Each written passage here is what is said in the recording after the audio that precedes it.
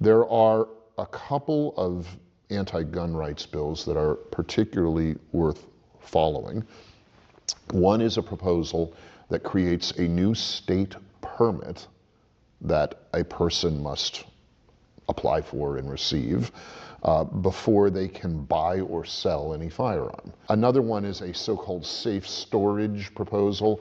In this case, the new proposal says if you don't store your firearms securely, and that's defined kind of vaguely in the law, either in your residence or in your vehicle, you can be held criminally liable for something that happens if your firearm, if your property is stolen by a criminal, and that criminal commits some other crime using the property that the criminal stole from you, you can be held criminally liable.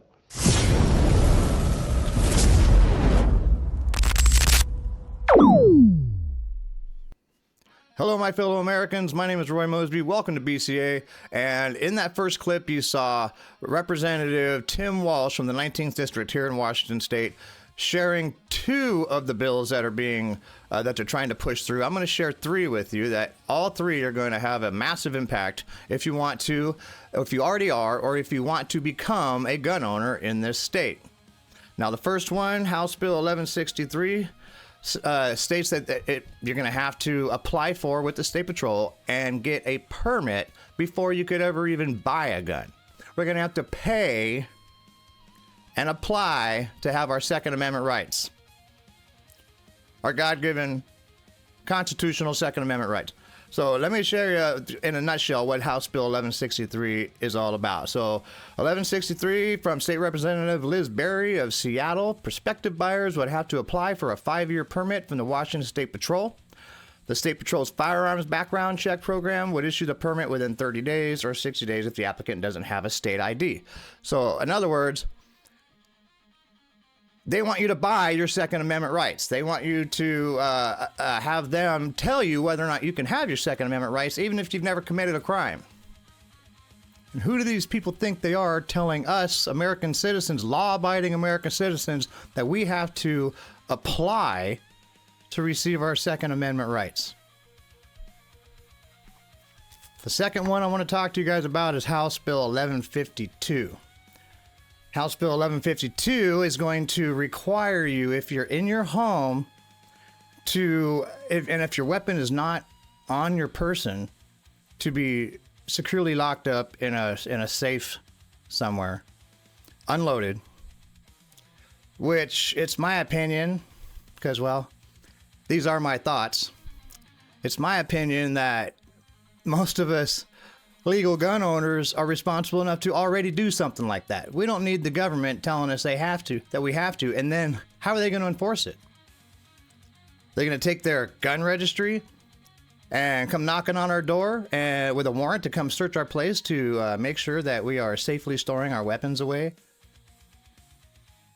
The second part of that same House bill is if you're in your vehicle, they want you to have a secured safe in your vehicle as well. It has to be secured in a safe if it's not on your person. Like, say you go somewhere where you have to go in the building that you can't have a firearm in, and you want to put your gun away while you're in there. Right now, the way it stands is they have a 2-lock system. One, like, you take your gun, you put it in your glove box, your console, whatever, you lock it. You get out of your vehicle, you lock your vehicle. That's a 2-lock system. I can live with that. But no, they want you to purchase a safe, have it installed in your car somewhere, making it even more difficult. And if somebody was to break into your house and take your gun, somehow get to it, break into your car and get to your weapon and go and commit a crime with that weapon, you're going to cop a charge too.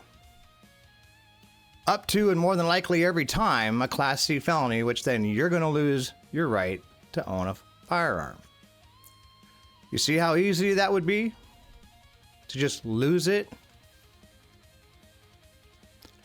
We have one more House bill I want to share with you, and that is House Bill 1504. You probably heard a lot about it if you're in Washington State and you're a gun owner.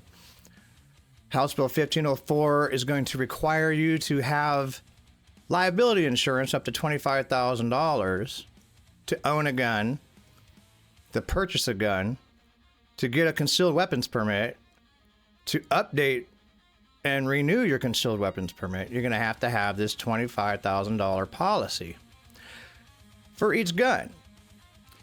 Yeah, you heard me right. For each gun. So if you got a pistol and a couple of rifles, you go hunting, you're going to have a separate $25,000 policy for each gun.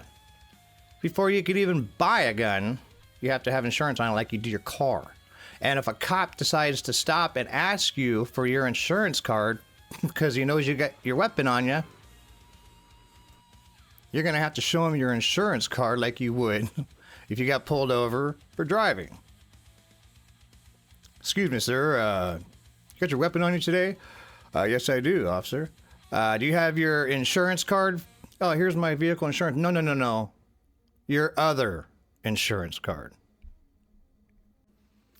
And you can self-insure, if you have $25,000 per gun cash to put in a bank account, you can self-insure. And if you have over 25 firearms, because you're a collector, you're an avid hunter, you are a sports shooter, you're going to have to self-insure. They're not going to cover that. You're going to have to do it yourself. It's $25,000 each in an account you can't touch as long as you own that weapon. That's what they're trying to push through. Yesterday, I actually wrote my representatives in my area.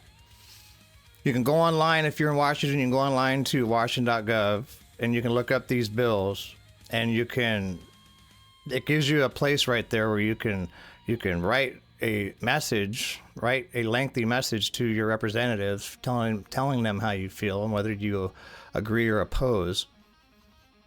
And even ask for a response, so let you know that they even care enough to read your message. So I'll leave a link in the description box below for the washington.gov page that I visited, so you can read them for yourself. Go check out William Kirk at Washington Gun Law on his channel here on YouTube. And he's got a lot more to say about it. And he will be keeping us up to date as this progresses. It's just been introduced. These have all just been introduced. There's still some process that has to go during this legislative session. So let's just see how it goes. And for the rest of the country, just remember, if they can get away with it here, it'll set a precedent for the rest of the country. And they're all just it's all about taking your rights away. Period. They do not want you, unless you're rich, unless you make six figures a year and can afford all this, and it's no big deal to you. They're the only ones they want to have weapons and to be able to protect their families in this country. So with that, I'm going to let you guys go. I'll leave William Kirk in the description below. I will leave the Washington the Washington.gov in the description below.